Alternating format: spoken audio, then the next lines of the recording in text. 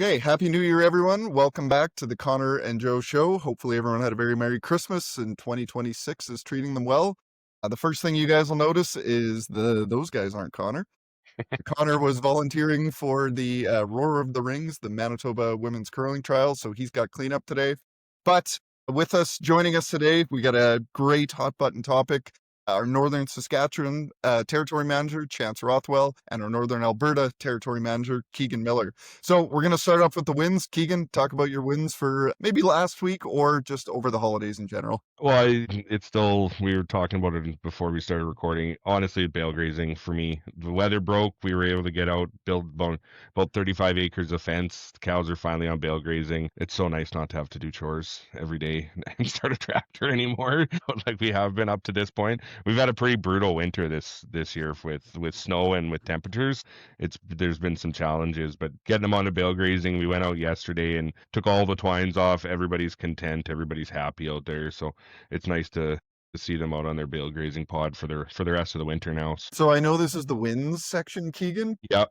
If the people watching follow our content, they've seen all the positives about bale grazing. And before we started recording, we were talking about some of the challenges that you've had the last couple of days. Maybe it would be fair to talk about that side of things as well. Yeah, so it's funny because last year I remember I did a podcast and I was talking about bale grazing and I said I would wait till there's lots of snow before I would go out there. And so that's what we did this year. And then it poses its own challenges. So yeah, we've had lots of snow, so we had to get a four-wheel drive in with a plow and plow an area, and then I had to take my little smaller front wheel assist and plow strips next to each bale just so that we could get out there and actually physically take twines off. There's too much snow. So there's definitely some environmental challenges, but the one thing, I guess, throwing it back into the wind column is that we'd taken a few bales off when we first kicked them out, and with the snow, they seemed to congregate around individual bales a lot more.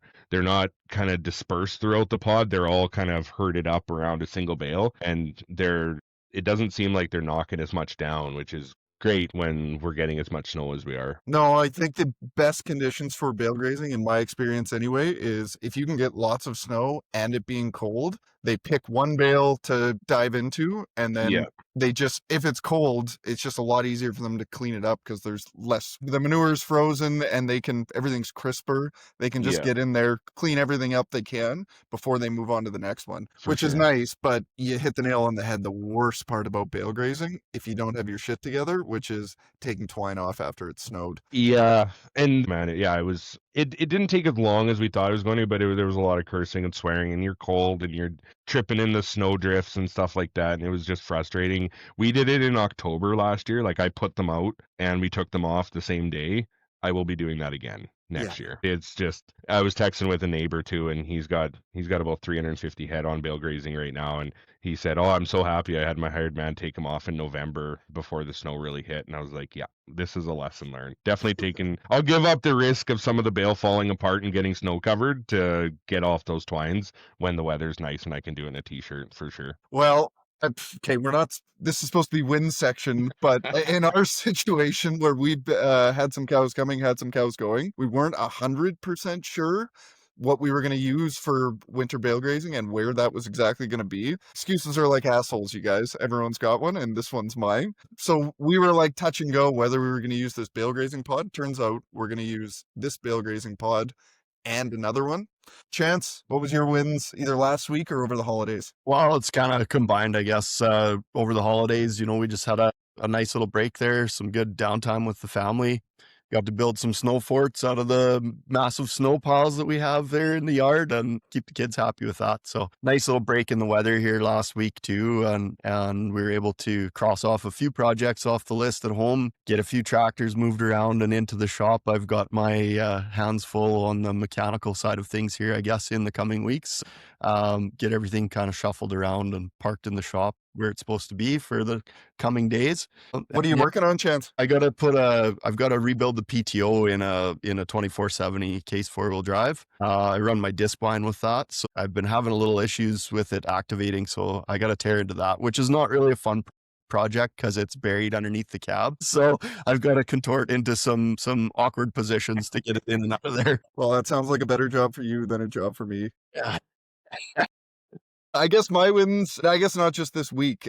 I took Ranching for Profit just before Christmas. Oh, yeah. So came home and just kind of unplugged from kind of my day-to-day Covers & Co stuff and really kind of focused on some big picture stuff, not only with Covers & Co, but also with Riot Ranch, our farm, and just trying to figure out, I mean, first and foremost, to live a better quality of life, but then what that looks like as far as our businesses. So working backwards, what roles I want to keep mine going forward, what I want to take off my plate. And as you guys know, maybe the crowd knows less, I got a new baby at home and I'm kind of addicted to the little thing. It is tough to describe, but trying to figure out how to spend more time with her in the future. So, yeah, it was an awesome 3 weeks. Just got to catch up on some stuff that was long overdue. Also thankful for bale grazing Keegan. Also mad at myself for not getting the twine off in decent time. Yeah, it was a nice 3 weeks and ready to get back to the grind here. Yeah. Okay, Chance, give us your hot take for this week. Well, my hot take is it's not impossible to break into agriculture, into farming and ranching without backing or without being a generational operation. I just feel we face a lot of negativity, especially from fellow producers, where everybody tells you how impossible it is, and there's not a lot of people telling you, hey, you can do this, right? And so it's something that's kind of close to my chest because it's something that we're doing right now. And we started out from scratch basically in 2012. So dive into that, Chance. What did it look like when you started? What did you want your farm to look like? And then fast forward 2012. So geez, 13 years. I bet that went by in a hurry. Yeah, it seemed to. When we started, I was still working away. Was very fortunate that my parents were willing to keep our few cattle that we had here at their place, and kind of they looked after things while I was gone. And we just slowly transitioned. My focus was always on the livestock side of things, and we just slowly made a plan to. We got our land base, we bought our home quarter and the adjoining piece of land, and we made a plan to just add a few bred cows every year. And so we started with 6 cows in about 2012 there, and we're going to be calving 100 cows this winter. So it has been no means a rapid expansion. And I think that's something that we really need to take into account is you got to be patient. You got to have a plan in place, but also don't feel like you have to be to that size you want to be overnight, because it's just cash wise, I don't think it's really that feasible or possible, right? So rather than me dive into some of the questions that I prepared, our other guest, Keegan, is also a first generation farmer. So Keegan, why don't you, I guess, do you agree or disagree with what Chance is saying? And then talk a little bit about your story. And I got some questions for you guys. Well, I don't know what to say because I misunderstood what we were going to be talking about this morning because I thought Chance was going to say it isn't possible. I have to have my list of why it isn't. No, I think you hit the nail on the head, and it is definitely possible to start out. I would put, like, in my own experience, a bit of a caveat to that, though, and I think it's possible to start out in livestock agriculture. I don't think as a first generation, with the way markets are and where profit margins are on the grain side, I don't think you can make a profitable grain operation as a first generation unless you have some significant luck and things line up. There's just such low profit margins in the grain side of things and such a huge input of cost. But for me on livestock agriculture, whether or not it be cattle or sheep or whatever class of livestock you want to get into, I think you're only limited by your own work ethic and your own desire to maybe kind of get outside the status quo a little bit, look at direct marketing, things like that.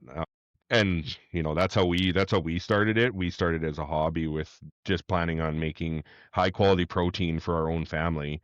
And basically we wanted to sell one or two or a few animals a year to kind of offset the cost of our own food. And it's developed into, we're at 30 head now and we're hoping to be at 100, 150 as soon as we can. So Okay, guys. So I think for the people that are watching that maybe they're a first generation farm or, maybe they're looking at farming, maybe talk something that you think you did really well. Because I mean, that time between starting up to before or starting out to getting your feet underneath you, I'm sure there were some scary times there. So I think it's important to touch on what's something maybe you did well that's outside the agricultural norms. And then, I mean, be humble and tell us if you could do it over again, what would you do differently to expedite the process? So maybe Chance, you go first. I think something that we've kind of excelled at with how we've built our operation is developing a lot of mutually beneficial partnerships and cooperation amongst other producers. I guess we didn't get hung up on ownership of land. That's kind of where we've been fitting. We've got some partnerships where either we make feed on shares or we kind of go back and forth with cattle where we can work together without a big cash expenditure. So that's something, I mean, also having a good job, I think is crucial, and you can't give up on that off farm income too soon. Otherwise, you're gonna handcuff yourself as far as what you have for available cash to do the projects that you need to and the expansion that you need to on your operation. Other things that we've done, like working off farm for another producer and having some equipment available throughout the deal, so that we didn't have to go out and spend a whole bunch of money on equipment for the operations that we needed to do that were relatively small scale in speaking, right? So what would you do differently, Chance, if you could do it over again to get you here faster? Win the lottery.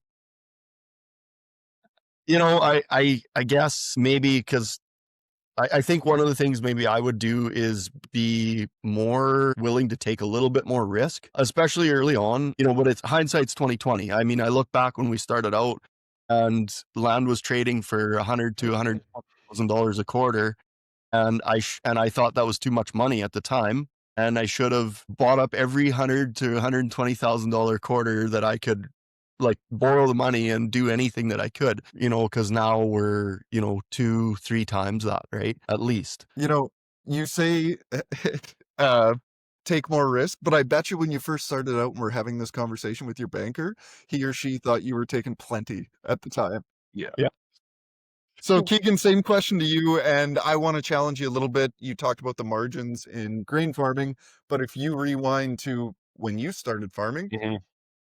those margins were flipped on their head. There wasn't much as far as profitability No. on the cattle side, No. and grain farming looked pretty good. Yeah, so in terms of what we did right, I think was just, and it's right and wrong at the same time, but we stayed out of the status quo and we learned from our mistakes pretty quickly. So we're first generation as a family and as a farm. I come from an agricultural family. I have multiple uncles and family members that have fairly big successful operations. So we had a basis of understanding and knowledge. It's not like we came into this completely green, but that almost hindered us at the start too, because we had, well, this is the way we did it. This is the way we did it when I went to my uncle's place, and this is how we did it. Like, for a long time, I thought you just had to have a chop bin full of chop, and you had to carry chop pails out to the cows every single day. And being first generation and not having somebody directly involved in our operation day to day, or someone that I was talking to every day, we were able to kind of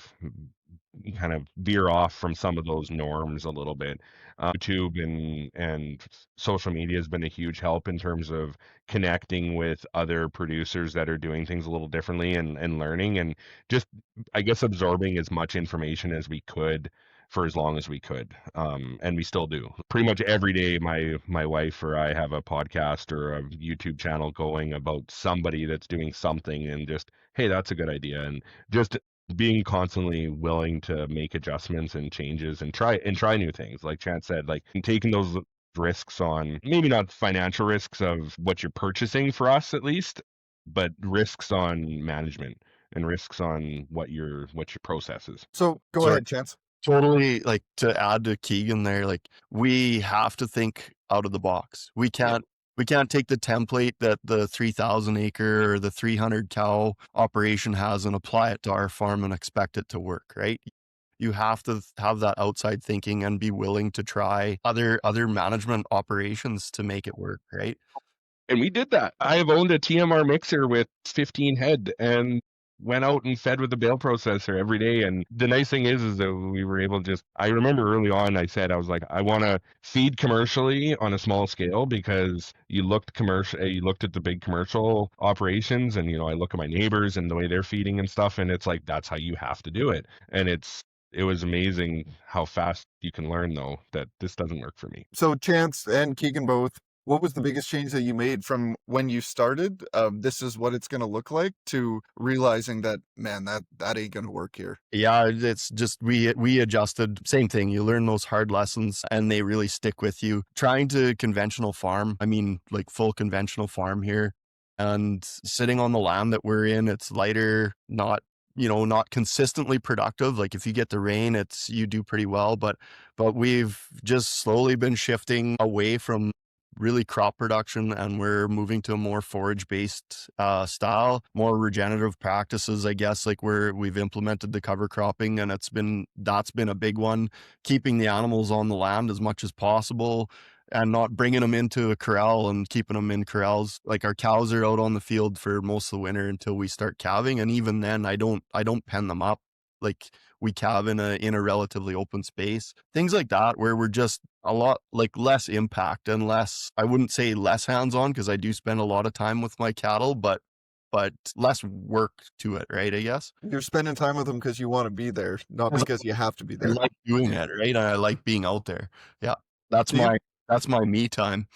Yeah, same. I don't know if I have one or two even individual changes that were kind of game changers for us. Like literally every year it seems like we either improve or adjust or change something. And it can be based on just a conversation. Like this year was a prime example. Like I've always backgrounded some steers and some calves for some local customers, and you and I were on the phone, and I was out in my out in the snow, and you and I were talking, and we got talking about bale feeders. And I'm looking at my pens. I'm like, I'm still using bale feeders. Why am I using bale feeders still? Like, I bale graze everywhere else. Why do I not just bale graze in my pens and move things around and save on bedding and do all the things that I preach about the benefits on the field side? Why can't I do that here?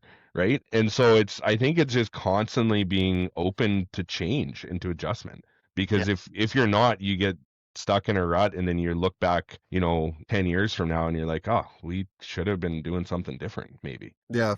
Chance, you touched on what I think is an interesting point. When I started farming, I mean, I'm third generation, I guess, on our existing farm. So there was equity there, there was equipment there, but not a whole lot. And for me to do it successfully, man, I leaned on my neighbors a lot, both from coming over to help process cows, or can I borrow a tractor, or, I need help fencing this, whatever. And I'm fortunate I'm in the spot. Man, this is my first year farming, which that is just crazy in and of itself. But I got some really good friends of mine that are first generation farms. Both of them come from Winnipeg, just always had a drive to grow food, be involved with animals, livestock, and the land. And I try my best to, if they need something, to be as welcoming and as offering as I can, to the point where Colin said to me, this is a few years back, he's like, I don't want this to be a charity.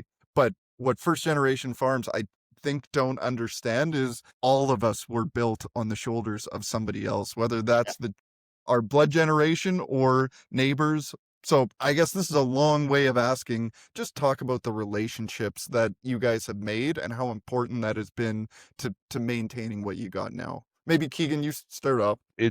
I guess that would be the most critical piece of it. Hard stop, bar none. Without the relationships, we wouldn't be farming the way we are right now. I think, there are certain advantages to being a multi-generational farm. I think that whole piece of, oh, you have to be, or they get it so easy, that's a load of crock. It doesn't matter how many generations there that you've had. Like you said, there's struggles and you need to work at it. And if you're not a good operator, you're not a good operator. If you're a great operator, you're a great operator. In terms of running a business. So I think the multi-generational thing gets a little bit too much emphasis, but those multi-generational farms, like you said, see what a first generation is doing and almost want to help. And then in turn, I know in agriculture we do a really bad job of valuing our labor and our time, but as a first generation producer, I will go out and work somebody else's cattle, or I will run their tractor to help them out so that I can maybe have the opportunity to borrow something later on. and build that goodwill, right? And it's created a lot of opportunities where, you know, friends and neighbors and stuff, it creates a community aspect where if I need something, I call them, and if they need something, now I'm to the size where they call me the odd time, and I have something of a piece of equipment or something that they don't have, so they reach out to me, right? And it is a community aspect of it, and you have to have those relationships and be nice to your neighbors and just don't burn bridges with people, because you literally never know when somebody from your past is going to come back 15 years later and they're going to have an influence on your life somehow. Well said. Chance, I know you touched on it, but if you got any other examples, that'd be great. Yeah, I mean, I think it can be tough sometimes, but we really have to set our pride aside, and you are going to need help. There's no ifs, ands, or buts around it. You know, it might not be in the form of financial, but you're going to need help along the way. And ourselves really fortunate here. Like, my parents, Carly's dad, anything, like if we have a project on the go, you know, they're more than willing to lend a helping hand with that. And we, you know, we have really good neighbors that have helped us a lot along the way too, you know, whether it's advice or some equipment or helping out.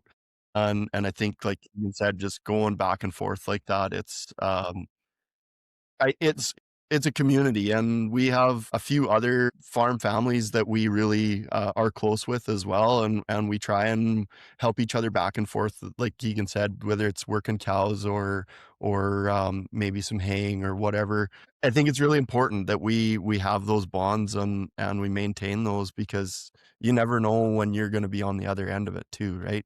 When you really need a hand. Well, and I knew I wasn't going to get through this without talking about ranching for profit, guys. So here it goes. I mean, touring Western Canada in the role that I've been doing isn't succession, both succession of land, succession of finances, but probably bigger, succession of decision making is an epidemic in farm families, farm communities. I mean, I think that is such a massive, not think, that is such a massive advantage of a first generation farm, that, you know, you drive past a generational farm that's got brand new equipment, brand new shops and sheds, and you think, oh, wouldn't that be nice to have that? But sitting down, and just in my own group for Ranching for Profit, I was the only one, and we've got our own succession issues with management and land and finances and stuff. I was really the only one in our group that wasn't having some serious issues with succession of one of those three things, land management or finances, to the point where, you know, it was the biggest concern of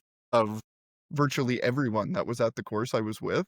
So, I mean, that is just such an amazing advantage, and something that it is scary getting into farming and being a first generational farm. But really, what an absolute opportunity to be able to make decisions based on what you think are the right decisions. And you don't have to go through the gatekeepers of the generation that have been there years and years before. And I guess my other point, sorry, I'll get off my milking stool. The ranching for profit, the principle that I love the most is every single farm should be run like a first generation farm. Now, with that being said, of course, if you got land paid for, you don't have to pay yourself fair market on a year that maybe, you know, you have a bad year and the bank's not going to come calling. But every single enterprise that you have in your farm, you should be paying fair market value. You should be paying a wage to yourself. Otherwise, why in the hell are you doing it? So, and I mean, a lot of people would say, well, that's impossible. And, you know, how could you make money doing that? You know, paying yourself. How dare us as farmers pay ourselves a living wage? But it really opened my eyes up to that, you know, probably you guys are more the blueprint and the realistic blueprint of profitability than the generational farm, because you have to make money every year or the farm doesn't exist. Where a generational wealth farm, you can hide a lot of flaws and a lot of not profitability behind a lot of land and a lot of brand new equipment. So there was no question there, you guys. I just wanted to make that statement that, I mean, I think we've got a lot to learn as generational farmers. Not that I'm swimming in millions in land equity, but there's a lot to learn. My neighbors that I was referencing, talking about, you know, they didn't want to be a charity case. If you think profitability per acre, they've got a husband and wife that work full time on that farm on 12 acres. They rent a bit from me as well. But as far as profitability per acre, they are the model. I mean, not exactly the model we want to follow, but they know a lot more about making profit per acre than I do even. And I have a lot to learn from what they're doing. And can we incorporate it in our farm? So I got one final question, you guys. I know because it seems like a rite of passage for first generation farms, which is direct marketing. Maybe just talk a little bit about how that played a role, whether early on or now, and just how vital it is. Can you do it without direct marketing, or is it something that, hey, this is just some low hanging fruit that we got to do? Keegan, why don't you kick it off? Nowadays, you can absolutely do it without direct marketing. 100%.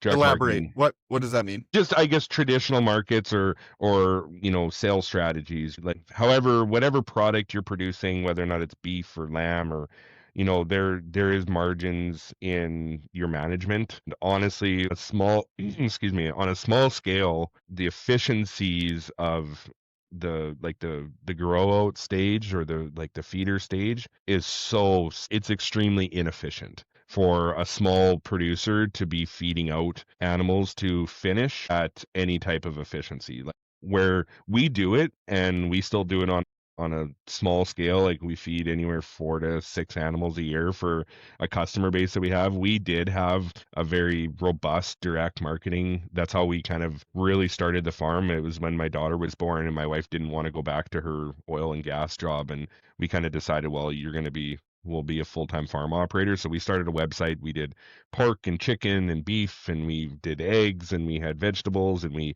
retailed for a dairy farm in the area. And we did the whole thing. We were delivering to town twice a week. It taught us a lot of lessons, and we learned about business management and strategies and marketing. But it's not required. Like so many people think, oh, you have to sell direct. You don't. You just have to be an efficient manager of whatever operation you're doing. And like Chance touched on it, and we've been stuck in that gap or in that rut. And we kind of even still are. Like we don't own our like we don't have a home quarter. We're on 12 acres as well. I rent another probably close to 500 acres of productive land outside of that to run, and we put up hay and we make and sell and do a little bit of everything. But the biggest thing is you have to be willing to pivot and to change your systems or what your marketing's look at the market in your area and make those changes in your operation. Chance? Yeah, I agree. I won't say that it can or can't be done with direct marketing. I think very important. We have to know what our product is valued at. I see a lot of producers that are putting out a product, but they're not putting the right price tag on it. So I mean, if you are direct marketing beef, etc., breeding stock, like we do a little bit of kind of everything. We do some beef direct to market. We do breeding stock. But I think you really just have to appropriately price it, and your client base will know if you're putting out a premium product that it's going to have that price tag attached to it. I'm not saying you go and put a huge price tag on it, but if you're selling AAA beef, well, you should be getting paid for that. If you're selling quality breeding stock, you should be getting paid appropriately. On the other side, I mean, we've switched to pretty well wholesale direct marketing where we're bypassing the traditional auction yards, right? And we've found it's not for everyone, and every place has its own fit within the industry, but we've found for us that we've been able to capitalize on better pricing. Typically, we're paying less commission, so that's something that fits within our operation. And it is, I guess, essentially direct marketing, right? So, last question, you guys, kind of a fun one. I mean, you guys have kind of been through the muck of a startup from a farming standpoint. What does the next 10 years look like? If we were to fast forward to 2036, ideally, what does your farm look like? Keegan? It's a hard question because I don't think I would say our farm looks the way it is now 10 years ago. Like the vision that I have now with how we're doing things, I feel like we're on the right track, but I felt like we were on the right track 5 years ago too. And we just constantly make changes. So I'm not exactly sure. Obviously we want to be bigger. We do still have the dream of buying a home quarter and having some land that we have title on and that we can potentially leave to generations of the future. But yeah, I guess just bigger, a little bit bigger. We want to get established more. That'd be pretty much it. Is that the goal, Keegan, to have something to pass off to one of your kids? I think that's the core goal of it all. Like whenever we make a decision or we talk about it, like my wife and I obviously chat lots and discuss the future, and we've got a gaggle of kids, and it's trying to figure out how we can build something for the future generations, which I think is probably the most anxiety driving force behind a first generation farm, because we're limited on time, we're limited on resources, things like that. I know for a fact I'm not going to be able to set my kids up as a generational farm. Like can it be done? Sure, it can, and a lottery win would help. But am I going to be able to sit down, like you talked about, passing on to the next generation and how it's an issue with farms and stuff? I know that I'm probably not going to have to sit at the kitchen table with all my girls and be like, okay, here's your 2 quarters, here's your 2 quarters, here's your 2 quarters. We're going to split this up. You get this, you get that. That's just probably never in the cards for us, and I've accepted that. But we do want to set something up and maybe create more of the lifestyle and the desire to that they can go do it as a 1.5 generational farm, where they got to still start on their own and go get their own stuff, but maybe they got a little bit more basis on how to do it. So Nice. Chance? Yeah, I mean, I guess our goal here in the next 10 years would be to get to 200 cow calf, and maybe still maintain a small grain operation just for producing feed or et cetera, right? And same thing as Keegan. I mean, the ultimate goal is, if the kids are interested, I mean, that's the big if, but to leave them something that they can start out with at least, and to leave them something that's better than the way I got it, right? And hopefully be in a place of profitability and productivity, to begin with, right? And I guess it's something that gets overlooked, I guess, in succession planning a lot of the time. And I saw Gabe Brown the other day say this, and I really agree with it. Fair and equal are two different things, right? So I mean, to make things equal in succession, but it means splitting up the farm. And if you have one child that's interested and one that's not, I think is counterproductive, right? It's not fair. So that's the goal, I guess, is at the end of the day to have something that we can pass along to them if they so choose. And if not, I guess, well, we should have a decent retirement, right? Well, first generation, third generation, you guys, we got the same goals. Let's hope we can get there. For sure. All right. Well, thank you for your time, you guys. Great discussion. We'll be signing off. Have a great week. thanks.